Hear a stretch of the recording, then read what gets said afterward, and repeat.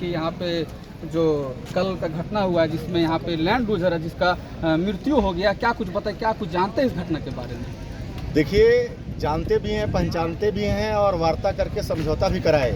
प्रकाश यादव सिंगाड़ी निवासी सीएचपी कोयला अनलोडिंग में वो मेंटेनेंस कार्य में मजदूर थे और कल उनको कार्य के दौरान उनकी मृत्यु हो गई। सबसे पहले आपके चैनल के माध्यम से उनको श्रद्धांजलि अर्पित करते हैं। दूसरी ओर उनका लैंड यूजर थे, यहाँ पे मृत्यु हो गया। हम लोगों ने DVC management, DVC chief engineer को साफ साफ कहा कि जिस प्रकार से बांजेडी पावर प्लांट में धरना पर कोई मजदूर को मृत्यु हो जाने के बाद धरना और प्रदर्शन चलता है, उसके बाद आप मानते हैं, तो क्या करें? हम लोग प्लांट बंद करावें या पहले आप मान जाइएगा?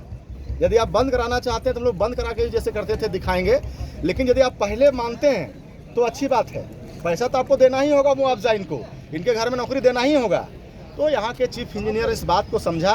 उन्होंने कहा, रविशंकर जी प्लांट को मत बंद कराइए, आप लोग आइए, बात करिए। जो मृतक प्राणी के साथ हम हैं, तो वार्ता यही हुआ कि 15 लाख रुपया प्रकाश यादव की पत्नी के पर देने पर बात सहमति हुई। 10 लाख रुपया अभी देन एंड देयर उनसे खाते में ट्रांसफ़र होगा और 5 लाख रुपया 15 दिन के अंदर में, अभी इनको चेक मिलेगा 5 लाख का, 15 दिन के अंदर उनके खाते में क्रेडिट होगा। दूसरी बात, प्रकाश यादव की जो पत्नी है उनको एक नौकरी की बात सहमति बनी है, वो अब नौकरी करेंगे तो ठीक है, नहीं तो अपने परिजन किन्हीं को करा सकते हैं। और उसके बाद चूंकि प्रकाश यादव का ईपीएफ और ईएसआई कटता था, वहाँ से भी हम समझते हैं कि 7-8 लाख रुपया मिलेगा और उनको पेंशन मिलेगा। हम लोगों ने चीफ इंजीनियर को साफ साफ कहा कि जिस प्रकार से आपके प्लांट में 5-7 हज़ार वर्कर काम कर रहे हैं, जिस प्रकार से प्रकाश यादव को घटना होने के बाद में कंबल में लपेट के लाया, आप सबसे पहले आप अंदर में एक एम्बुलेंस की व्यवस्था रखिए। घटना दुर्घटना कब किसके साथ होगा कोई नहीं जानता है, लेकिन सुरक्षा के दृष्टिकोण से आपको रखना पड़ेगा। आप नहीं रखिएगा तब तक ये ठीक बात नहीं है। हॉस्पिटल पर भी बात हुई, लेकिन उसके लिए एक जोरदार आंदोलन करने की जरूरत है। आप जानते हैं डीवीसी मोटी चमड़ी वाला है, ये बहरा सांप है, ये जल्दी सुनता नहीं, इसको हुरकुचा देना पड़ता है। तो जो सब भाई लोग कहते हैं ना, यदि कोई मजदूर के यहाँ घटना घट जाता है, किसी का पैसा फंस जाता है, हम लोग आते हैं आंदोलन करने के लिए, तो यहाँ पर लोग जल्दी से जमा नहीं होता है। इसलिए यहाँ के विस्थापित, यहाँ के रैयत, उनको भी जागने की जरूरत है, लड़ने की जरूरत है।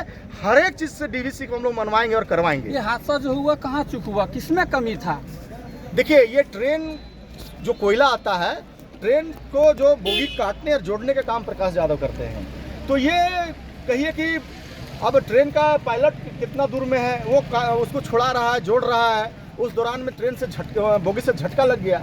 ये तो समझिए कि इसका सुरक्षा दृष्टिकोण से डीवीसी का वहाँ पे जो एक्सपर्ट आदमी वहाँ एट ए टाइम अवेलेबल होना चाहिए। डीवीसी का यदि एक्सपर्ट आदमी या जो कॉन्ट्रैक्टर है उसका एक्सपर्ट आदमी अवेलेबल नहीं है, तो उसकी लापरवाही से ही घटना घटा। लापरवाही क्या कुछ कहिएगा आप भी यहाँ के समाज सेवी नेता हैं, बताइए घटना। सबसे पहले आपके चैनल के माध्यम से मैं प्रकाश यादव को श्रद्धांजलि अर्पित करता हूँ। ये जो घटना हुआ, इसमें मैं पूरी डीवीसी को मैं दोषी ठहराता हूँ। दोषी इसलिए ठहराते हैं, अभी एचओपी साहब हम लोग के बीच आए और बात किए कि एक एम्बुलेंस है वो दिन में रहेगा डिस्पेंसरी में, यहाँ पे हॉस्पिटल में, और रात को अंदर में रहेगा। आप कॉल कीजिएगा तो एम्बुलेंस जाएगा। मेरा कहने का मतलब है कि सीएचपी एरिया काफ़ी सेंसिटिव पॉइंट है।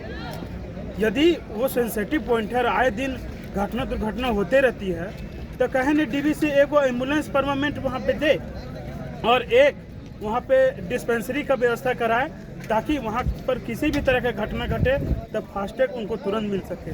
आपने देखा होगा वीडियो के माध्यम से, मैं भी देखा, हमको भी सूचना मिला कि प्रकाश यादव को कम्बल में उठा के लोग ले गए इलाज कराने में, और ओवर ब्लीडिंग से यदि समय पर उनका इलाज हो जाता तो आज प्रकाश यादव हम लोग के बीच रहते। अभी जो अस्पताल जो बना हुआ, क्या व्यवस्था नहीं है? जी बिल्कुल नहीं। वो अस्पताल इसलिए बना हुआ है, वो अस्पताल सिर्फ यहाँ के लोगों को मेडिकल देता है, मेडिकल सर्टिफिकेट देता है कि आपको मैं मेडिकल सर्टिफिकेट दे रहा हूँ, आप सीएसएफ में दीजिए और अंदर जाइए।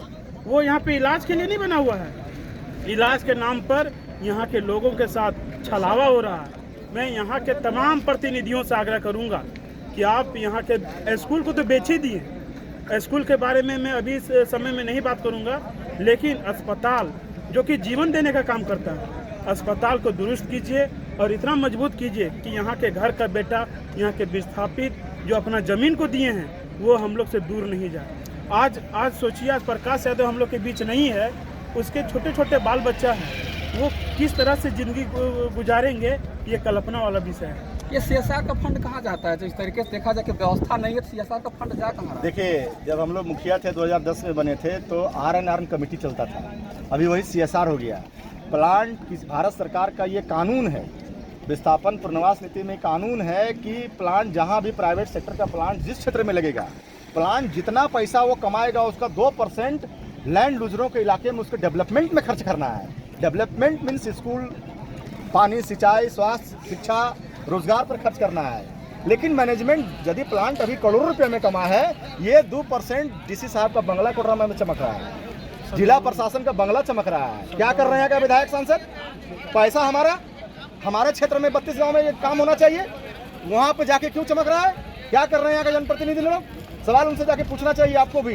और सवाल पूछिए कि हर एक परसेंट जितना आपका कमाई होता है उसका 2% खर्च करना है CSR के तहत में, वो फिर जिला में पैसा क्यों खर्चा हो रहा है? जिला का बाबूजी की जमीन गया था कि हम लोग का बाप का जमीन गया है? हमारे 32 गांव में खर्चा होना चाहिए।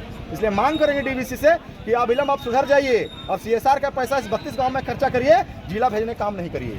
ये समझौता जो हुआ है ये लिखित तौर पे समझौता हुआ है, सिर्फ आश्वासन ही मिला? देखिए, जब तक पैसा ट्रांसफर उनके मृतक प्रकाश यादव की पत्नी खाते में नहीं जाता, बॉडी का दाह संस्कार नहीं होगा।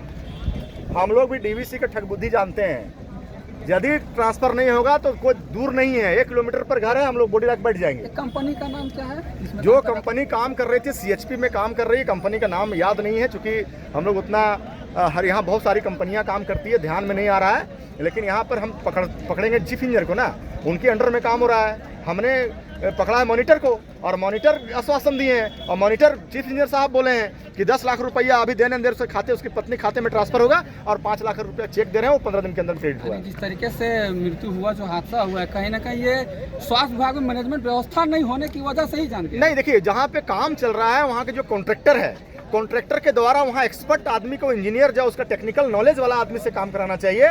ये लोग क्या करते हैं कि मजदूर के भगवान भरोसे वहाँ छोड़ देते हैं। मजदूर मरे या बचे, चाहे चूल्हा में जाए, इन लोगों को मतलब नहीं है। हमने मैनेजमेंट को कहा है कि अब जब भी आप काम वहाँ करिए, जो एक्सपर्ट आदमी होते हैं, जो आपके इंजीनियर होते हैं काम कराने वाले, उस सिस्टमेटिक तरीके से काम कराइए। आप पैसा दे दिए तो क्या जिंदगी लौट गया?